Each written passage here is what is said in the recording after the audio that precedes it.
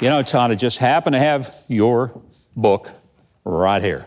It's subtle, isn't it? It is subtle. I mean, you see flames coming up on the Capitol. So what are some of the values that you feel like are under attack and really the target of the jihad that you speak of? Well, there's been a lot of talk about America. Has America ever been a Christian nation? Well, I believe the answer to that question is yes. America is a Christian nation. And we heard... it was President John Adams who said our Constitution is not meant for any people other than a religious people. So when you take religious liberty out of the equation, that's the glue that holds it all together. And that's why we're seeing attacks on religious liberty and free speech, the Second Amendment, the right to bear arms. What was it that Ronald Reagan said? If we stop being one nation under God, we're a nation gone under. One of the stories you brought up is in the music industry, and I happen to be acquainted with one of the guys you talked about in that particular chapter. You're like a star in the book, Governor. We took a look at how the war on the culture jihad, actually took place in Nashville, Tennessee, and how the country music industry is actually swinging towards the left. And I provide a lot of examples of that, but one in particular was an episode that you were a part of. And I discovered, Governor, in my studies of what was happening here in the southern states, that liberalism is a lot like kudzu. Once it starts growing and once it takes root, it kills everything that it touches, much like liberalism, for example. Well, give me a couple of examples of ways in which you say America has really started shifting in its culture. Well, the most important way is the war on religious liberty, where we have people that are not even allowed to practice their faith in some cities because of draconian laws that were established by the Democrats. California is a great example of that, where they're literally coming after churches and pastors and people of faith. I tell a story about what happened in Ann Arbor, Michigan, where a Catholic farmer was told he would no longer be able to sell his produce at the farmer's market because he refused to allow certain marriages on the family farm. But it goes far beyond that, Governor. We're talking about attacks on books and culture.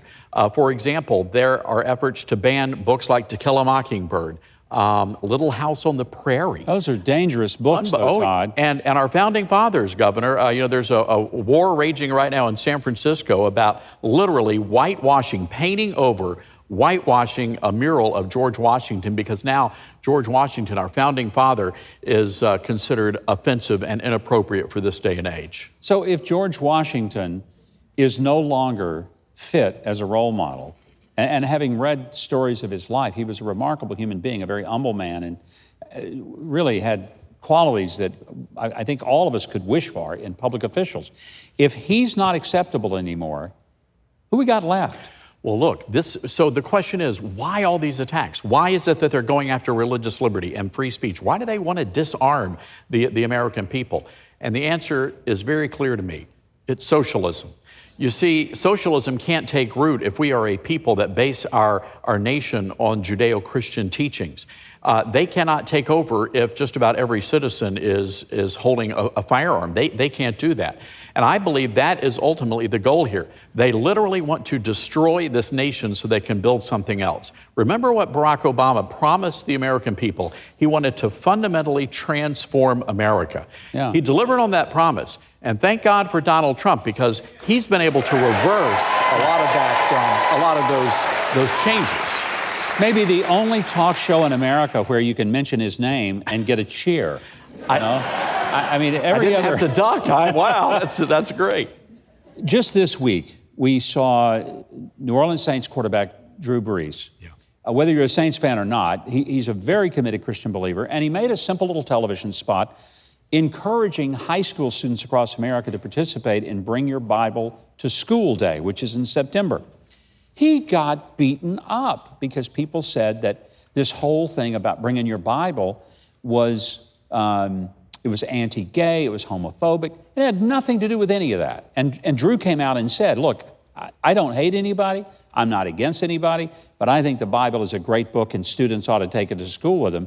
But what's wrong with America when a student is basically vilified for taking his or her Bible to school. The reason why is because the leftists have taken over public schools, and our public schools have become the engine for this social change, this cultural change. So a lot of people just have no idea that they're literally funding with their tax dollars this change on the culture. That's why it was so important for me to write this book, so that moms and dads, grandmas and grandpas, and taxpayers could understand that if they want to change America, it's not just at the White House, it's also in their local communities. We have to embrace everybody. This is America. You're free to live your life however you want to live your life, but don't tell me to shut up, and don't tell me to be quiet and go back home. Outstanding.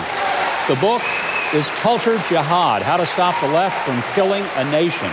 It releases September the 10th. I mean, like literally this week. You can pre-order it on Amazon. And if you'd like an autographed copy, you can visit toddstarnes.com. You'll follow him on Facebook and Instagram at Todd Starnes FNC, and on Twitter at Todd Starnes.